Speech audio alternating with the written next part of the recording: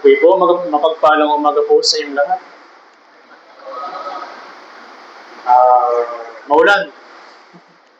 Pero tandaan natin, sa bawat ilan, isipin natin yung magandang nangyari.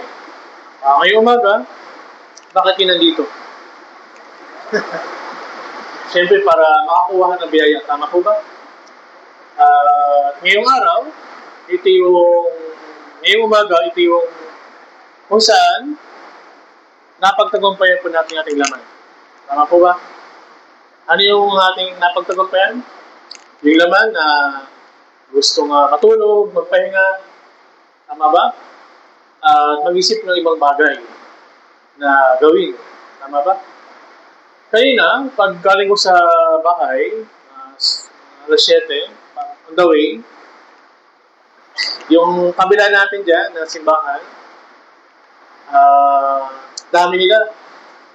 Kaya ako sarili ko, sa kabila ng ulan, may bagyo, bakit sila may ganitong puso? Tama.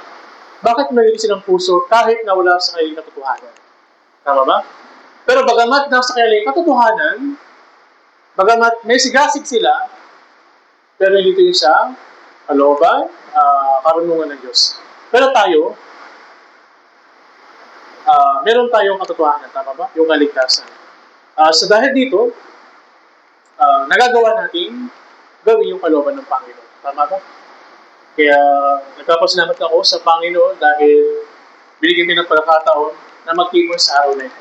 Magamat umuulan. Tama po ba? Kaya maraming salamat po sa inyo. Okay po. Sige po, bago tayo magsimula, tayo po yung makuha at manalangin. Aming Diyos na makapangyarihan sa lahat na sa amin nagmamahal. Maraming salamat, Panginoon, sa kaligtasan na binigay po sa amin. Kami po ay nararapat na mapunta sa apoy ng impyerno. Ngunit singhabag at pag-ibig ay binigay po ninyo ang ilang sa Jesus upang siya po ang mamatay doon sa krus. Maraming salamat po dahil sa umagang ito, kami po ay naririto upang sama-sama makinig ng salita. Bagamat kami may mga kanya-kanyang suliranin, mga problema, ay mas pinili po namin na makinig at matuto sa pamagitan ng salita po ninyo. Ininadalangin po namin ng mga brothers and sisters na wala po ngayon. Alam po namin kayo po ang nakakaalam ng kanilang tunay na sitwasyon. Panginoon, huwag niyo silang nawa, pabayaan, nawa makabalik sa banal na pagtitipon. Ngayon din po, sa oras pong ito, kami po ay mag-aaral ng salita. Nawa, mabuksan ang aming mga puso, ang aming isipan, upang makuha po namin ang mga salita po ninyo na nararapat sa aming Christian life. Bigyan rin po ninyo ng karunungan ang iyong tagapagsalita at salita mo lamang ang lumabas sa kanyang may hingi ng bibig. Panginoon, sa simula, hanggang sa magtatapos na aming pag-aaral ng iyong salita, ay samahan niyo po kami. Ito po ang aming dalangin sa makapangyarihang pangalan ng Jesus na sa amin nagmamahal. Amen. Okay po. Malinaw po ba niya sa bandang likuran, Sister Leia? Malinaw po. Narinig ako ni Sister Leia.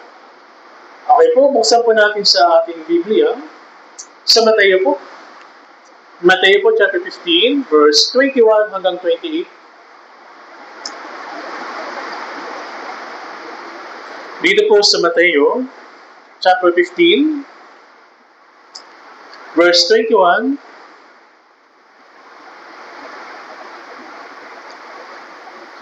Mateo chapter 15, verse 21 hanggang 28.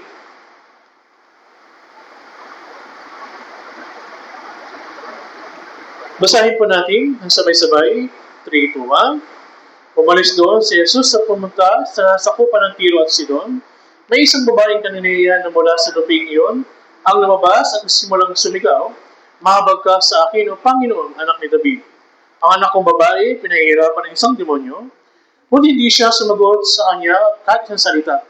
Lumapit ang kanyang mga alagad at nakiusap sa kanya na nagsasabi, "Palisin mo siya sapagkat isigaw siya at sumunod sa hulihan natin."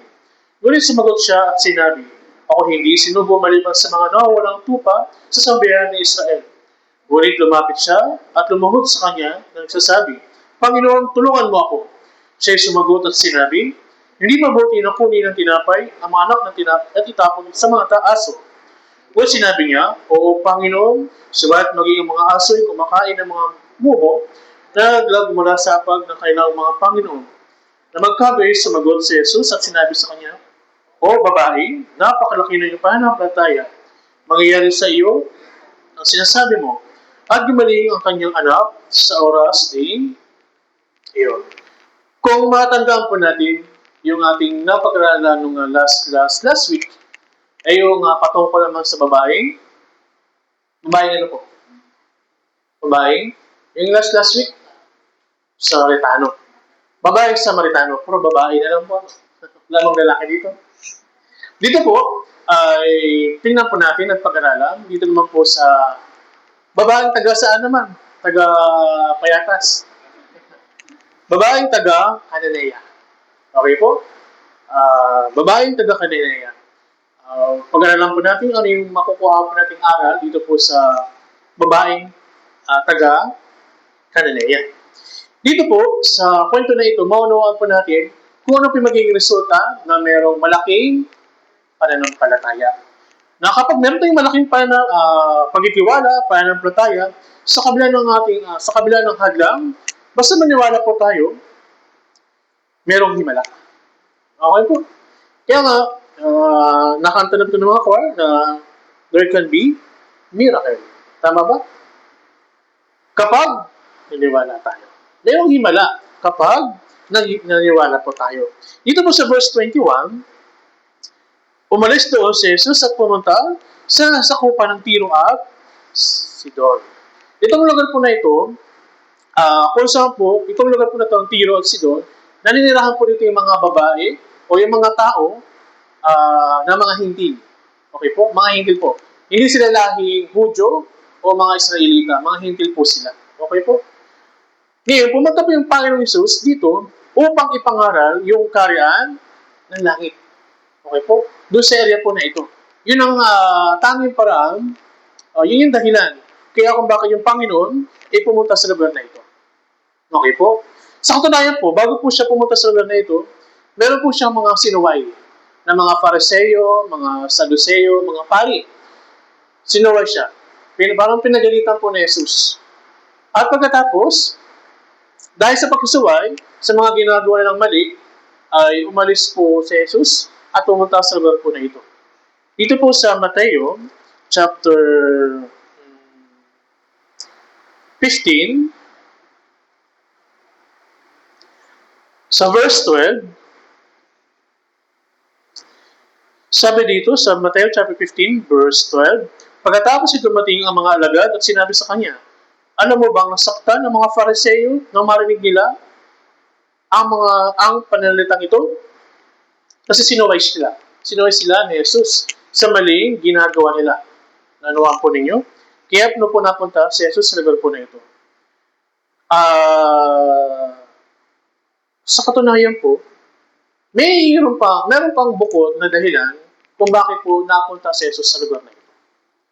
Pero din po sa ating Christian life, ano mang bagay na mangyari sa atin, ano mang bagay na nangyayari po sa atin, merong dahilan. Okay po? Hindi lang natin nakikita sa ngayon pa, pero meron pong dahilan kung bakit po napunta si Jesus. Dito, sa lugar na ito, para ipangaral ng Ebanghelyo. Pero sa kabilang banda, ano nga ba ang pinakang dahilan bakit nandito si Jesus sa lugar na ito? So, ganun po sa ating Christian life, napapatanong po tayo, bakit nangyari po itong bagay sa akin na ito? Bakit napakahirap naman ng pagsubok na ito? Bakit parang bigla naman, tama ba? Bakit ko ito nararamdaman?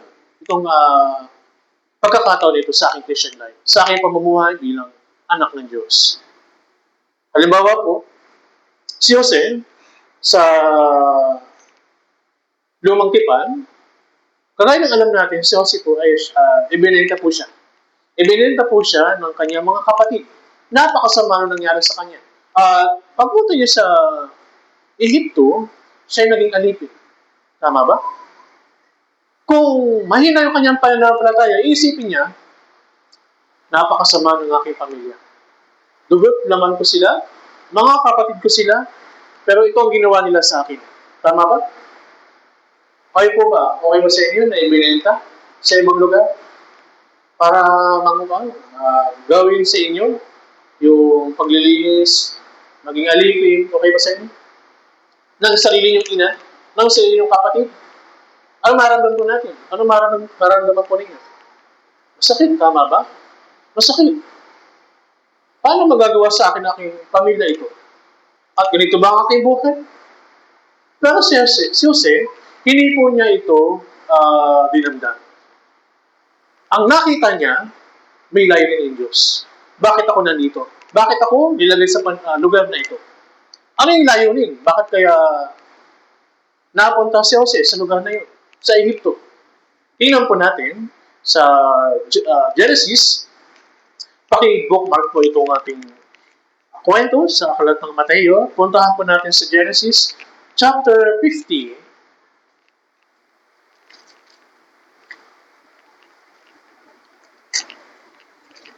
Sa Genesis chapter 50, verse 20,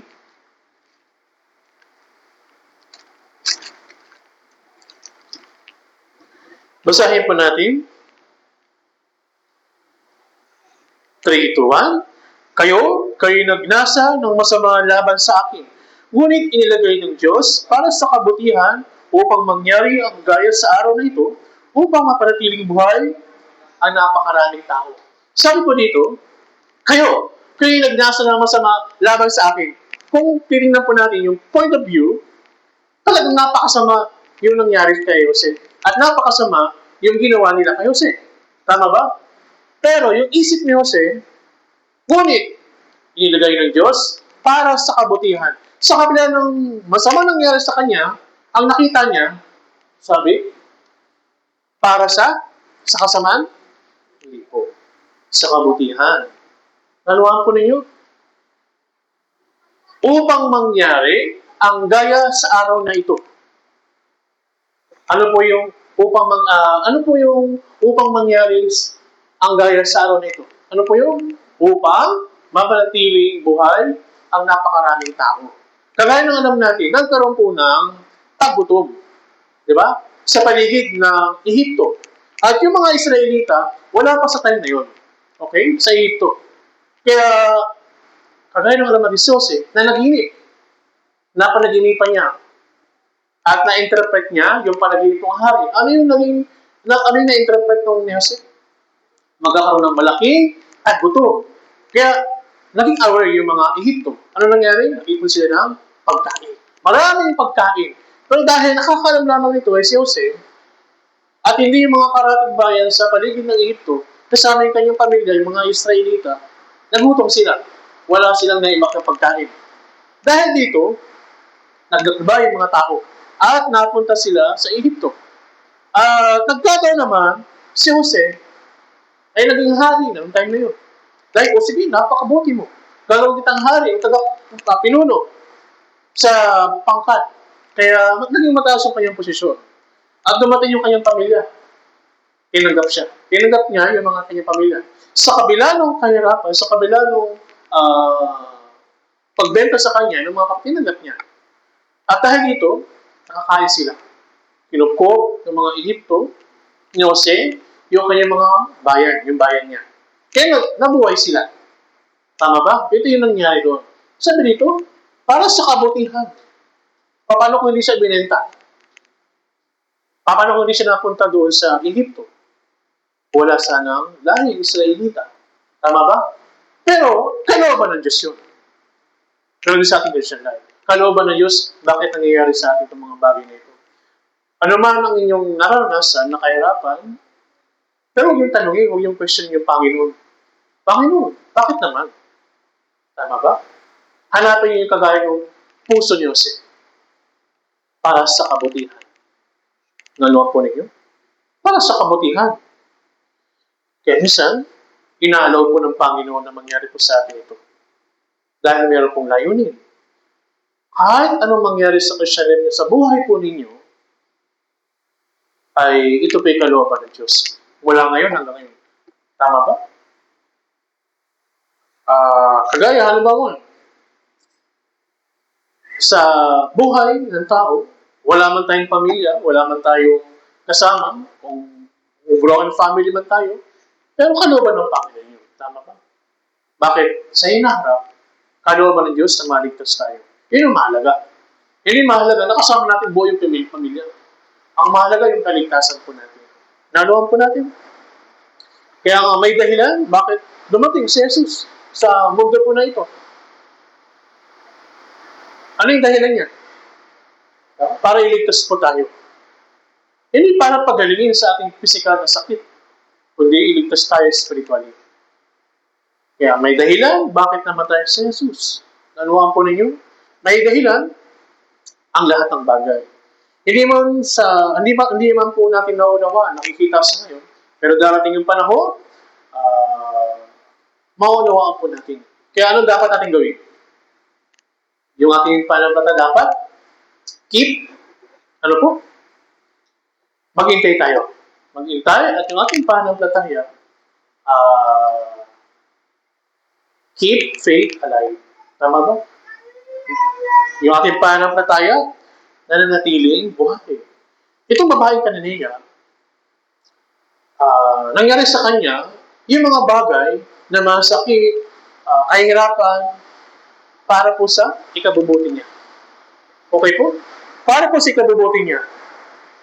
Ano yung sa ikabubuti niya? Yung babaeng Kananea, kaya kung bakit nangyari sa kanya ito, na yung kanyang anak na babae ay pinahihirapan ng demonyo para magkaroon siya ng pananampalataya. Ng tamang pananampalataya. Kaya sa atin, kapag nakaranas tayo ng kahirapan, masamang bagay, kalungkutan, kabiguan, masasabi natin, hindi yan ikabubuti ninyo. Tama ba? Ang hirap ng buhay ko. Bakit ganito lang? Araw-araw na lang. Tama ba? Hindi siguro ito ikabubuti ng Christian life. Nagawin itong bagay na ito. Ganun tayo, tama ba? Palaging dumadating yung punto na palaging iniisip natin yung ating sariling kapakanan. Ay, hindi ito ikabubuti ng aking Christian life. Hindi ito ikabubuti ng aking future. Tama ba? Pero, kung ikaw meron pa ng pananampalataya, iisipin mo na tinuturuan ako ng Panginoon. Na inuhubog ako ng Panginoon. At kaya kung bakit nangyayari yung ganitong bagay sa aking Christian life, para matuto kapag nalampasan ko na itong bagay na ito. Kaya ba naniniwala na yung problema nyo kagaya ng ulan? Itong ulan ba na ito ay magtatagal hanggang next year? Wala na sa panahon ni Noe. Okay po, yung problema natin, lahat ng bagay, lumilipas. Anong ipag-aalala natin? Wala tayong dapat ipag-alala. Kailangan lang tayo maghintay, matuto, sundin yung kalooban ng Diyos. Sa verse 22, balikan natin sa ating kwento sa babaeng Kananea.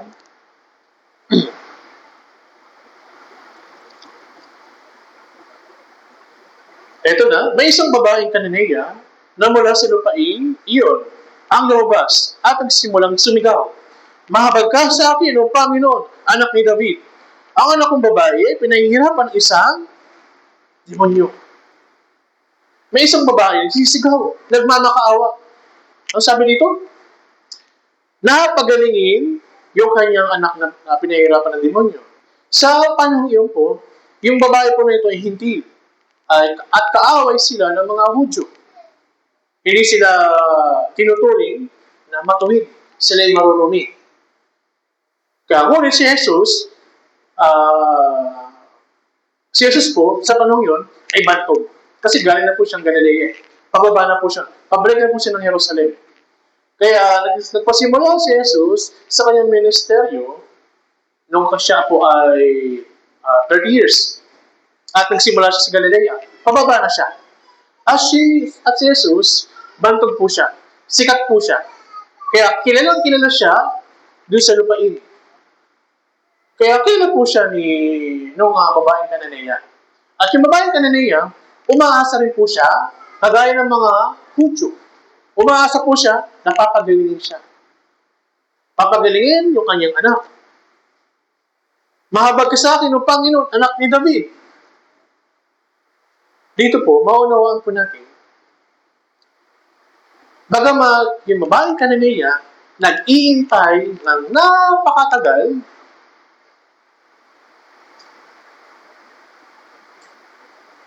hindi po siya nagbago. Yung kanyang pananampalataya, napapagalingin siya na darating yung Mesiya, si Jesus, ay hindi nagbago. Dapat din po tayo mga Kristiyano. Christian faith must not change. Start to the end. Naunawaan po ninyo? Muulan kasi, kaya medyo pahinga muna ako. Tapos na, Christian life po. Tama ba? Ano man pagsubok sa ating buhay, Christian life, kinakailangan maghintay tayo hanggang sa huling pagdating ng Panginoong Yesus. Hanggang sa makita natin siya. Nanuhan po ninyo? Yung babae, naniniwala siya. Noon pa man, si Jesus ay isang Mesiyas. Dahil pag ilinaliligtas niya, yung lupain na Israel. Hindi ba mo niya nakikita si Jesus, yung pag-asa po niya ay hindi po nababago. Okay po? Kaya nung nakita niya si Jesus, agad-agad, sumigaw siya. Nagmakaawa. Mahabag ka sa akin. Minsan, yung ating Christian life, nababago po siya. Depende po sa sitwasyon. Okay po? Kapag mabigat na, yung pananampalataya, nababago. Tama ba? Nababago. Ano yun? Mahirap na sitwasyon, sakit, tama ba? Kawalan ng financial, tama ba? Nahasak na yung puso natin, nababago yung Christian life natin, nababago pa ng palataya natin. Tama ba? Minsan, kaya kung bakit nababago, yung ating pananampalataya ay nabubusog tayo, hindi dahil sa salita ng Diyos. Nabubusog tayo sa sanlibutan. Bakit nabubusog? Nakafocus tayo sa sanlibutan. Tama ba? Yes, alam natin. Sinasabi ng inyong bibig na mahal natin, mahal ninyo yung Panginoon. Pero, sa iba naman, nakatingin. Ano maging pakaramdam nun? Tama ba? Maaari bang yung asawang babae, sabi ng asawang lalaki, minamahal kita. Pero sa iba nakatingin. Pwede ba yun? Hindi. Tama ba? Hindi pwede mangyari yun. Pero yung Panginoon, siya mapanibubuhin. Siloso ang Panginoon. Makakapaglingkod ba sa dalawa? Hindi po. Kaya nga, kung minaibig natin yung Panginoon, dapat ay magtuon, maniwala, sa pangako ng Diyos. Para yung pananampalataya natin, stable. Tama ba? Si Jesus, never siyang nagbago. Hebreo chapter 13, verse 8, si Jesu Cristo, ay siya rin kahapon. Ngayon, magpakailanman. Siya yung kahapon, hindi siya nagbabago. Siya yung Diyos na kapangyarihan. Pwede siyang magbago. Personally. Nung siya nabuhay, at nung siya nagkatrabaho, isang simpleng tao. At nung siya inapusta, pwede siyang mabago. Nung siya mamamatay na, pwede siyang magbago. Pero nung siya mamamatay na, hindi siya nagbago. Nakatuon siya sa kanyang misyon. Kayo po ba saan nakatuon? Nakatuon? Nakakasakit ata ako.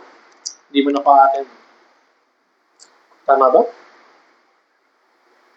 Kaya napakahalaga yung Kristiyanong hindi nagbabago mula noon hanggang ngayon. Again din, Christian faith must don't have words like this. Ano po yun? Yung mananampalataya ng mga Kristiyano, ano yung mga salita na wala dapat na ganito? Ano salita yun? What if? Dapat wala tayong ganitong salita. Paano kung paano kung ganito tayo habang naghihintay? Paano kung hindi dumating? Paano kung ganito yung puso ng babaeng Samaritana? Babaeng Cananea? Paano kung hindi dumating si Jesus? Paano kung wala talaga si Jesus? Paano kung talagang hindi talaga totoo si Jesus? Ha?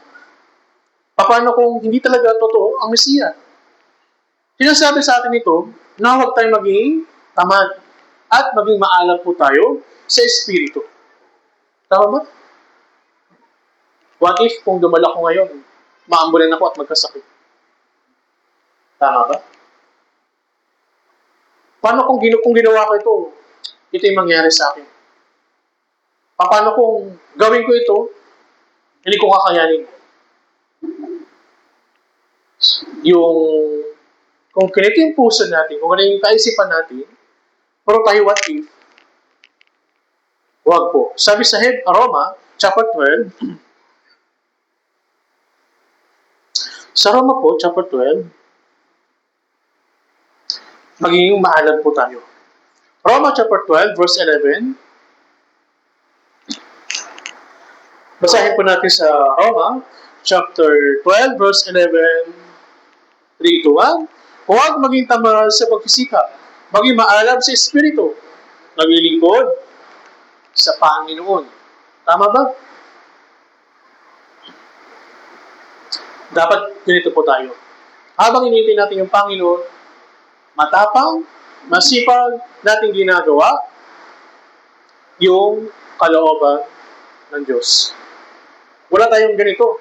Hindi tayo gaya ni Pedro. Ano si Pedro? Sino si Pedro? Nakita na yung alon, natakot na. Tama ba? Kaya ba ito? Ay, hindi ko kakayanin yan. Kaya nga, itong babaeng Cananea, nagkaroon siya ng pananampalataya, ng malaking pananampalataya, dahil totoo si Jesus. Dahil totoo yung ginagawa niya. Yung ginawa ni Jesus. At kinunin, sa verse 23, move tayo. Balikan po natin sa kwento ng babaeng Cananea sa Mateo chapter 15. Mateo chapter 15, verse 23.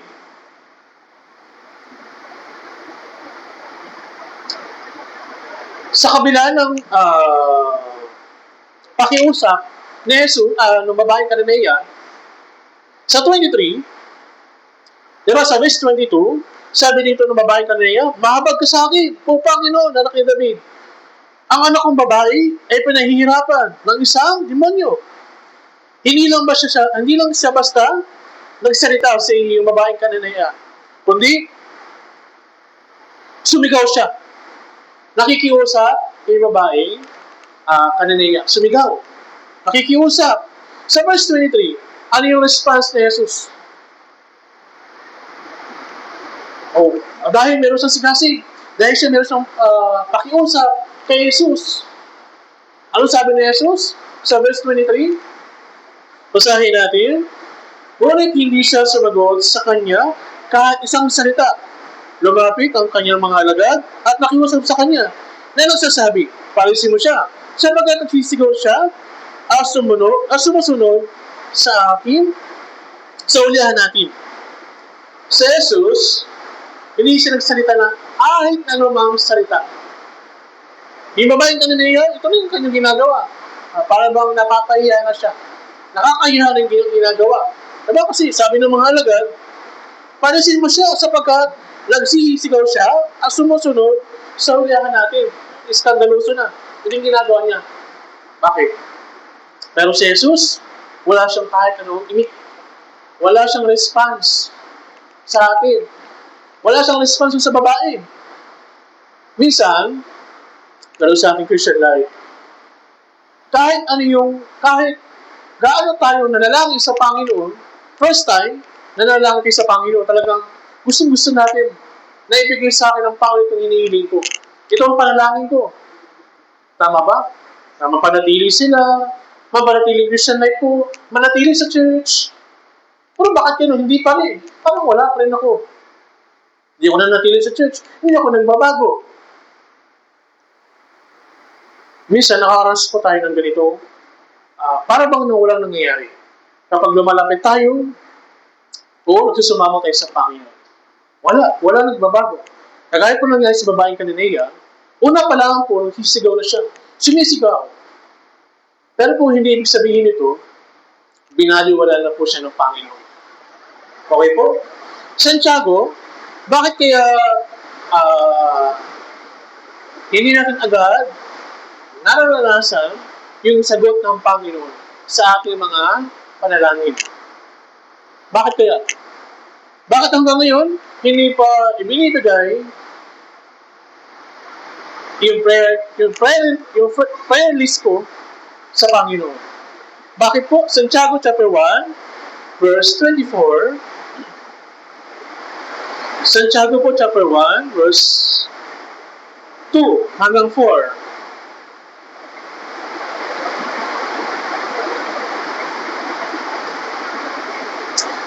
Basahin po natin sa Santiago chapter 1, verse 2 hanggang 4.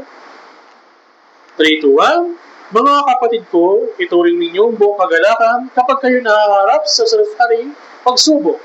Yamang inyong nalalaman na pagsubok sa inyong pananampalataya ay nagbubunga ng pagtitiis at inyong hayaan na malubos ang pagtitiis ang gawa nito upang kayo maging sakdal at ganap na walang namang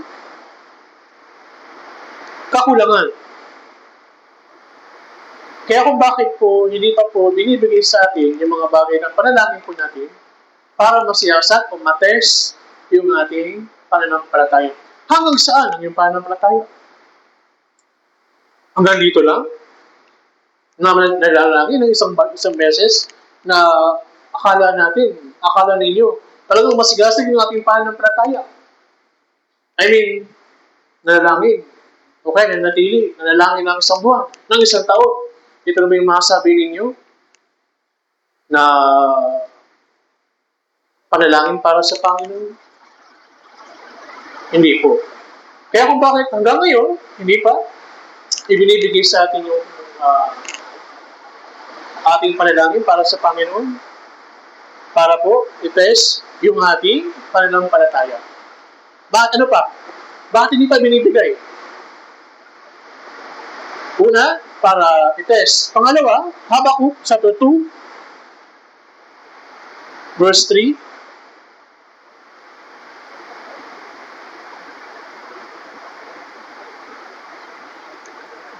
Habakuk chapter 2, verse 3. Basahin po natin.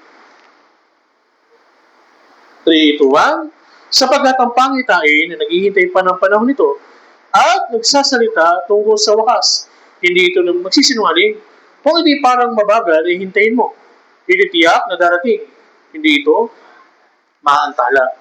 Yung salita dito na, kung ito'y parang mabagal, ay hintayin mo. Ititiyak na darating. Hindi ito maantala. Yung babaeng Canaanea, naghintay siya. Hinintay niya yung Panginoong Yesus. Wait. Tama ba? Hanggang sa dumating yung time ng Panginoon. Maghintay po tayo. Nanuhan po ninyo? Na para bang Roma chapter 4, verse 18, na umaasa tayo kahit wala na. Tingnan po natin Roma chapter 4, verse 8.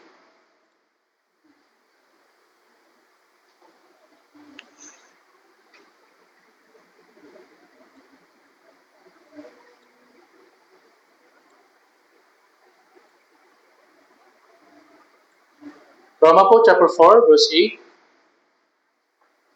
Basahin po ninyo. Roma, chapter 4, verse 18. 18. 3, 2, 1.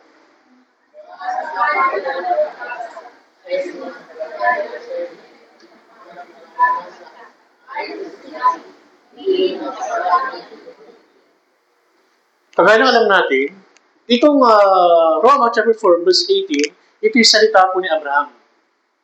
Umaasa kahit wala ng pag-asa. Siya'y sumasablatan na siya'y magiging ama ng maraming bansa. Si Jesus po, yung Panginoon, yung Diyos po, nakipag-usap kay Abraham at nakipagtipan para naningin kita sa pamagitan ng pagsunod ni Abraham. Sabi dito, ayon sa sinabi, maging napakarami ang iyong binhi. Bakit? Nagsimula yung pagrami ng mga Israelita noong si Sarah ay 100 years na po. Matanda na siya. At hindi lang siya matanda, siya rin ay maog. Pero sabi ng Panginoon, dadami ka. Maniwala ka lang. Kung titingnan natin, imposible na. Kasi matanda na si Abraham, yung kanyang asawa, tama ba? Matanda na siya. Pero, anong sabi niya? Umaasak siya. Kahit wala ng pag-asa. Ito dapat tayo. Nanuhan po ninyo? Nakagaya ng babaeng Kananea. Nagkaroon siya ng pananampalataya. Kaya kung bakit hindi pa natin na-experience, kung nakukuha yung mga prayer natin, para siya sa atin yung ating pananampalataya. Hanggang saan? Okay po? Then, move tayo. Tingnan po natin sa ating Mateo, chapter 15, verse 24. Sa 22, nakiusap yung babae. Tama ba? Nakiusap siya. At sa 23, walang sagot. Ano mga salita sa Jesus? Ano nang gagawin ng babae? Ano ba naman yan? Akala ko ba ikaw yung Diyos? Ikaw yung Mesiyas? Bakit wala akong sagot sa akin? Nakikiusap na nga ako eh. Tama ba? Kung iba-iba, ito yung kanyang siguro. Ito yung sasabihin siguro niya. Pero anong ginawa pa uli ng babae? Anong ginawa ng babae? Sa 24, basahin po natin, 3 to 1. Ngunit sumagot siya at sinabi, ako hindi sinugo maliban sa mga nawawalang tupa ng sambihan ni Israel. Ito na. Sa halip na positive yung response ni Jesus, ano yung response niya? Ako hindi sinugo maliban sa mga nawawalang tupa ng sambayanan ni Israel. Kagaya nga alam natin, yung babaeng Kananea, siya ay hintil. Okay po? Hindi siya napunta doon para sa mga hintil. Napunta si Jesus sa lupa para sa mga tupa. Yung tupa, ibig sabihin po nito yung mga Israelita, mga Hudyo. Ngunit, sa 25, kung ganun, ay hindi na lang uwi na ako. Uwi na ako. Kung ito yung sabi ni Jesus, lumayo ko sa akin parang ganito. Hindi ako napunta para sa iyo. Hindi kita papagalingin. Okay? Parang umalis ka na. Ano ginawa ng babae? Kananea. Next na verse, 25. Basahin po natin, 3 to 1. Ngunit lumapit siya at lumuhod sa kanya na nagsasabi, Panginoon, tulungan mo ako. Nagmamakaawa siya. Tulungan mo ako. Ganito ba kayo lumapit sa Panginoon? Hindi porket, kumbaga, nakita natin ito yung chance na ibigay sa akin yung pagkakataon na ito. Tama ba? Pero bakit hindi pa rin? Lahat-lahat, kompleto na ako sa requirements. Tama ba? May mga diploma na ako, kung ano-ano. Pero wala pa rin. Pero ganun pa man, kailangan natin magmakawas sa Panginoon. Lumuhod sa Panginoon. Ano yung sabihin nito? Ito yung paglapit natin sa Panginoon na merong humble heart. Humbleness heart. Nanuhan po ninyo? Sa 25, ngunit lumapit siya at lumuhod sa kanya. Nagsasabi, Panginoon, tulungan mo ako.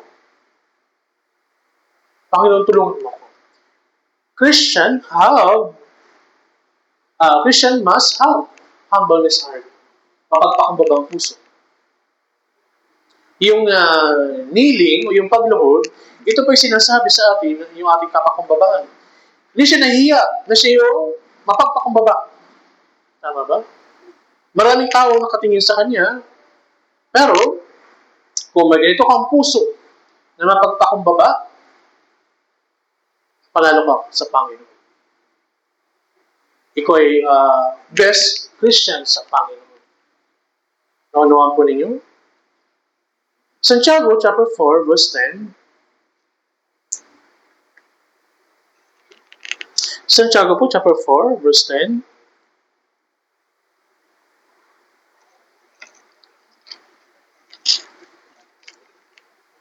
Basahin po natin. Santiago chapter 4 verse 10. 3 to 1.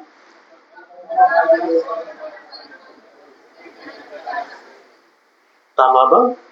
Santiago chapter 4 verse 6, ganun din sinabi. At unang Pedro chapter 5 verse 5, ngunit siya nagbibigay ng higit pang biyaya sa mga tao mapagpakumbaba. Kaya nga ito pong kapakumbabaan, kapag haharap sa Panginoon, para humingi, kailangan po natin, ang puso dapat natin ay walang anuman. Okay po? Kapag lalapit tayo sa Panginoon at humihingi sa Panginoon, dapat wala kang anumang laman. Empty ka. Wala dapat laman yung puso natin. Okay po? Dapat huwag tayong isip na malakas ka. Na wala kang sariling kakayanan. Ito dapat yung puso po natin na humingi sa Panginoon. Kaya ba, pag humingi sa Panginoon, Panginoon, tulungan mo ako. Pero kung di mo tutulungan, kakayanin ko naman. Hindi ko dapat. Yung paghingi ng tulong sa Panginoon dapat, wala kang anuman. Okay po? Na meron kang lakas dahil sa Panginoon. Okay po? You have everything because yung Diyos po yung nabigay sa atin. Nanuhan po ninyo. Kaya Panginoon, tulungan mo ako. Then sa verse 26, ano pong ginawa? Balikan po natin. Mateo po.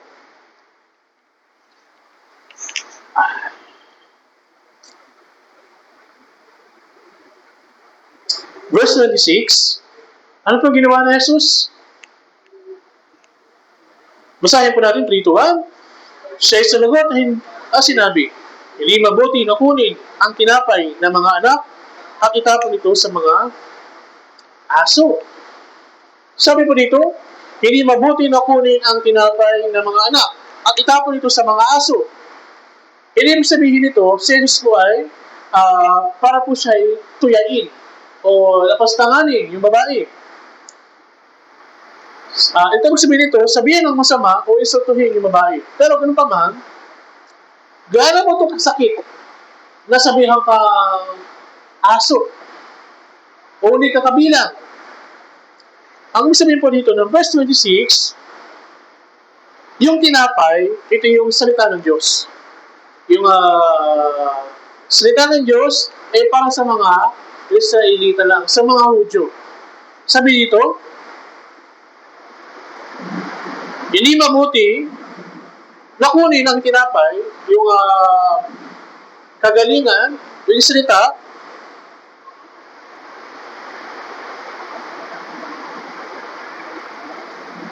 ng mga anak, yung mga anak ng Israelita, at itapon ko sa mga aso, sa mga hindi. Hindi mabuti. Kaya, marahil, nasaktan siya. Marahil, nasaktan siya ganito. Minsan, kaya kung bakit tayo nasaktan, kapag may kasabi sa atin ng katotohanan, mahirap tanggapin, hindi po kasi natin tinatanggap yung ating sarili. Hindi po natin pinapatawag yung ating sarili.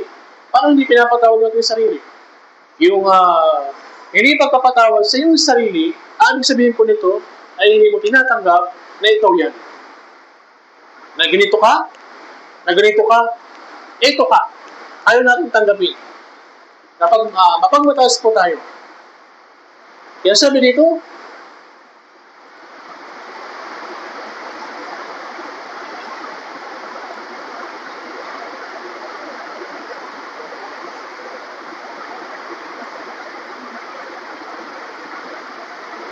Sa 27, basahin po natin. Basahin po ninyo.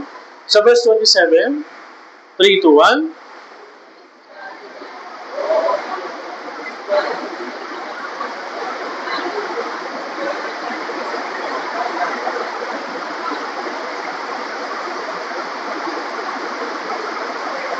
Kaya kung bakit tayo nakakaranas ng sakit na bagay, para hindi panghinaan. Para palakasin po tayo. Okay po? Unang Pedro chapter 1, verse 7.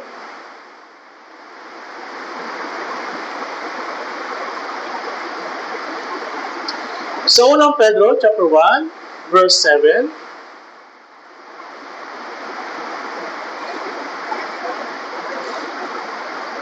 Basahin po natin, 3, 2, 1.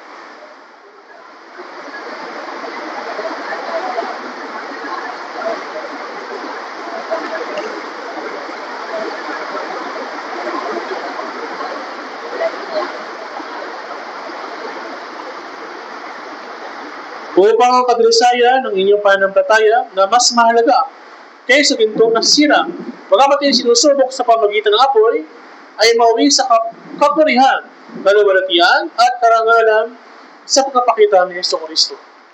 Kaya kung bakit tayo nakaranas ng kahirapan ng mga sakit na bagay, para palakasin po tayo. Kaya yung ginto dito, yung ginto para maging ginto ay sinusunog po siya. Para maging purong ginto. Sinusunog na sinusunog. Then, bagamat ito ay sinusubok sa pamagitan ng apoy, ay mauwi sa kapurihan, kaluwalhatian, at karangalan. Okay po? Kaya huwag po kayong magtaka. Huwag po kayong question bakit nangyayari ito. Yung mga sakit na bagay. Para po tayo ay palakasin. Upang maging dalisay. Then sa pangulit ng babae, hindi pa rin po siya sumuko. Tama ba? Kaya sinabihan siya ng isa kang aso. Hindi ka pudyo.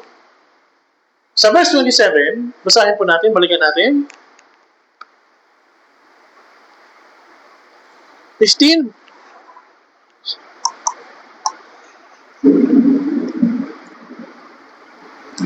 Dito po, sa 27, balikan po natin, basahin po natin, 3 to 1. Ngunit sinabi niya, O Panginoon, subalit maging ang mga aso ay kumakain ng mga mumo na nalaglag mula sa hapag ng kailang mga Panginoon. Sa kanyang pagpupumili, sa huli, pinagaling po na Jesus yung kanyang anak na babae. Ano dapat yung Kristiyano? Kanina, yung Kristiyano, wala dapat ganitong salita. What if? Yung Kristiyano, kahit sinabihan siya ng mga sakit, nakaranas sa mga sakit, even if, kahit na, maniniwala ako. Tama? I will trust, I will close to God. Tama ba? Si Job, ano nangyari sa kanya? Namatayan siya. Pinatay kanyang mga anak, ari-arian, nagkasakit siya. Tama ba? Pero parang ba ito? Dahilan ba ito para dumistansya sa Panginoon? Bumitaw sa Panginoon? Hindi, di ba? Kahit na ako'y masaktan, manatili ako sa Panginoon. Kahit na nanarasan ko ito, maniniwala ako sa Panginoon. Tama ba? Ito dapat yung isang Kristiyano. Kahit na, even if, tama ba? Even if nauulan, pupunta ako ng church. Kahit na wala nagpa-follow up sa akin, pupunta ako. Kahit na wala akong pera, pupunta ako. Tama? Kahit ano, maniwala tayo. Kaya sa pamagitan nito, kapag merong malaking pananampalataya, merong himala. Tama ba? Ilis ba sa kanta? Ilubot siya sa pananampalataya ng mga Kristiyano. Okay po? Dapat ganito po tayo. maging gaya po tayo ng mga sinaunang Kristyano. Kahit na ako inuusig, kahit na ito yung naranasan ko, okay, sige, maliit ang ating pananampalataya. Pero hanggang doon na lang po tayo sa pagiging maliit na pananampalataya? Hindi po. Kaya nga nagkakaroon tayo ng salita ng Diyos. Ng Lord's Day Sermon. Ng Wednesday Sermon. Ito yung kulang kasi sa atin. Yung salita ng Diyos. Napupuno tayo, nagiging busy tayo sa makamundong bagay. Sa pag-aalala. Kaya ano nangyari sa atin? Nawawala yung build natin para sa Panginoon. Nawawala. Tama ba? Pero itong babaeng Kananea, kaya kung bakit ito sinulat sa Biblia? Para magkaroon ng malaking pananampalataya. Hanggang saan ang ating pananampalataya? Okay po? Kahit anong mangyari, huwag tayong bibitaw sa ating Christian life. Okay po? Sa huli, pinagaling siya ni Jesus. Pinagaling yung kanya anak na babae. Tama ba? Hindi porket sa unang paghingi natin ng tulong sa Panginoon ay hindi ibinigay, ay titigil na po tayo. Kahit na ako'y usigin, kahit na ako'y kaawa-awa, katawa-tawa, mag-evangelize ko pa rin sila. Tama ba? Kahit na ako'y magkamali, ang nais ko, ang iyong pagtutuwid. Tama ba? Upang ako ay mag-improve sa aking Christian life. Ito yung mahalaga. Nagkamali ako. Hindi porket nagkamali ka, alis ka na. Hindi po. Kagaya nung naibahagi ko nitong sa Church Called Fellowship na yung alibugang anak, hindi porket nagkamali siya, hindi siya tatanggapin ng Panginoon ng kanyang anak, ng kanyang tatay. Tama ba? Kaya napakahalaga yung pananampalataya po natin. Kaya nga sa pamagitan ng salita ng Diyos, lumalakas yung Christian life natin. Tama ba? Kasi kung wala tayong magagawa. 1:15, verse 5. Tama ba? Kahit kami hadlang, magpapatuloy ako sa Christian life ko. Okay po? Ito yung mahalaga. Kahit wala sila, magpapatuloy ako sa Christian life ko. Ano po pa nagpapahirap ko sa atin? Yung munting kasalanan. Yung munting mga bagay na kasalanan po natin. Ito yung makaka-apekto sa ating Christian life. Nanuhan po ninyo? Kahit na ito yung ginagawa natin, simpleng bagay, parang tingin natin normal na bagay, ito lang naman ginagawa ko. Hindi po. Sa pamagitan ng simpleng bagay na yan, pwede tayong bumagsak sa Christian life po natin. Yung simpleng kasalanan. Gaya ng manlalakbay sa disyerto, yung manlalakbay sa disyerto, tinanong siya ng reporter pagkatapos niya makatawid sa disyerto. Ano yung nagpapahirap sa iyo, personally, habang naglalakbay ka sa disyerto? Tinanong siya pagkatapos ng mission niya. Uhaw ba? Hindi uhaw. Gutom ba? Hindi gutom eh. Hindi kanyang sinagot. Init ba? Hindi. Ano yung sinagot ng manlalakbay sa disyerto? Kaya kung baka siya nahihirapan. Alam mo ba? Kaya kung bakit nahihirapan sa paglakad sa disyerto? Hindi itong gutom. Hindi itong init. Hindi uhaw. Hindi sa walang kasama. Kundi dahil sa buhangin na nasa kanyang sapatos. Ano yung buhangin? Maliit na bagay. Pero ang hirap. Tatry nyo na bang matusok yung pali nyo? Diba? Ika-ika kayo. Tama ba? Mahirap. Itong simpleng bagay na maliit na bagay na ito, itong kasalanan na ito, pwede magpahirap sa inyo. Anong dapat gawin? Alisin po natin. Mag-desisyon ka na alisin itong bagay na ito para makapagpatuloy tayo sa Panginoon, sa Christian life po natin. Tama ba? Ito kasi ang problema. Ayaw natin subukan.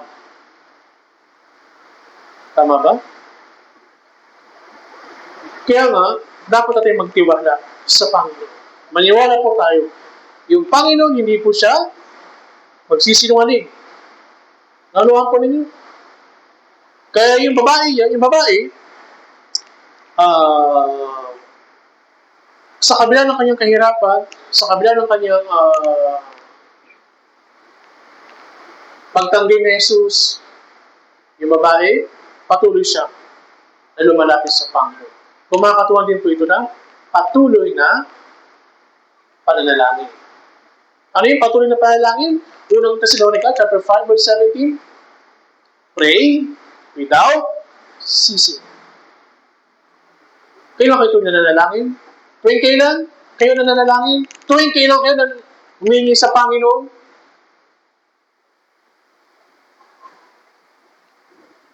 Kaya nga yung babae, dahil wala siyang patid yung kanyang pananalangin, na umaasa siya, sa verse 28, basahin po natin. Mateo po, chapter 15, verse 28, basahin po natin, 3, 2, 1. Na magkagayoy, sumagot si Jesus, at sinabi sa kanya, o babae, napakalaki ng iyong pananampalataya. Mangyari sa iyo ang sinabi mo. At gumaling ang kanyang anak sa oras nito.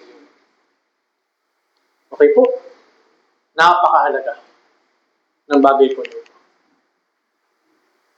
Kaya po dito, yung kahalagahan po natin bilang sa Kristiyan na magkaroon ng malaking pananampalataya. Okay po? Naunawaan po natin sa verse po na ito na yung Diyos never siyang magsisinungaling. Okay po? Kaya, actually, mahabaw po ito, lalahati pa. Pero, hanggang dito naman po. Okay po? Para po makauwi tayo at makapag-check ng ating mga sa bahay po natin para po sa inyo. Ano po? Para mapaghandaan po natin. Okay po? Tayo po yung mukhang ating nalangin. Aming Diyos na makapangyarihan sa lahat, na sa amin nagmamahal.